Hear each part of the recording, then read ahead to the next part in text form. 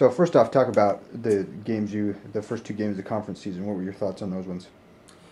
I thought, first of all, against Eastern Washington, I thought we were a little bit jittery, a little bit nervous maybe for the first conference game of the season. And it obviously showed the first 4 minutes of the game. You know, all of a sudden they're up 10-0, and we were back on our heels. But I thought once we settled into the game, we got some stops defensively. We started to play a lot better. Then our offense got better. And then I thought, you know, at the end of the game, I felt like we made some strides in some areas, but I didn't feel like we were totally comfortable just yet and playing in a great rhythm. And then I thought Saturday night, I thought our rhythm got a lot better. And I thought offensively we flowed much better. I thought defensively we were more consistent. We got more stops longer.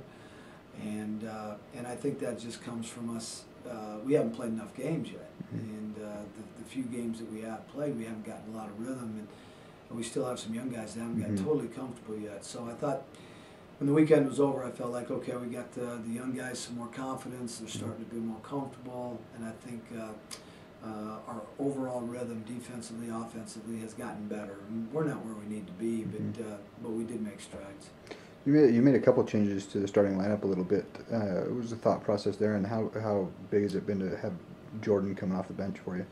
Well, we did it. We brought Jordan off the bench to help Jordan, and it was totally to try to maybe relieve a little pressure. Sometimes when you come off the bench and see things a little bit differently, you get more comfortable when you check in the game. And so it wasn't a penalty. It was just trying to help him play better, and I think it did. And I think Jordan has handled it very, very well. You know, he didn't hang his head, he didn't mope around, he didn't pout about it. He accepted it and was ready to play. And I thought both games against Eastern and Portland State, he probably played 2 of his better games he's played all year. So, you know, we'll stay with it a little bit and see what happens. And so I think it sparked him a little bit and maybe give him a chance to get some confidence going. So talk about Trez a little bit and kind of his progression. It seems like he's getting stronger as the season goes on. Is he where you want him to be? Yeah, Trez is doing exactly what we want him to do. He always has. He's a hard worker. He brings it every day. He hasn't had a bad day since he's been at Weber State. But what he's seen is we've seen some different defenses, and so we haven't been able to get him enough touches. Portland State zoned us pretty much the whole game, and that eliminates your inside game a lot.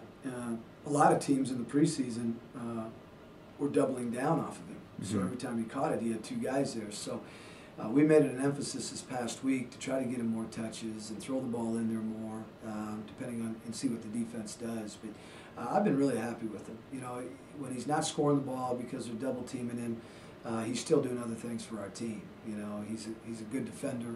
He's a good rebounder. He makes effort plays. So I've been pleased with him.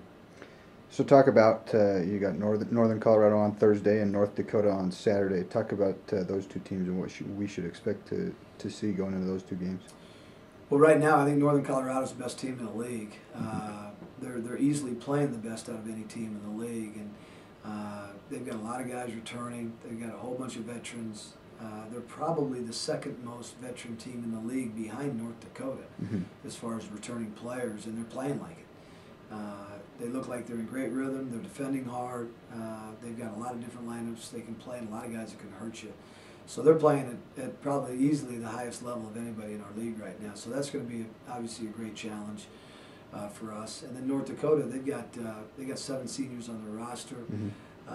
At times they've been starting 5 seniors, which is the most of anybody in the league.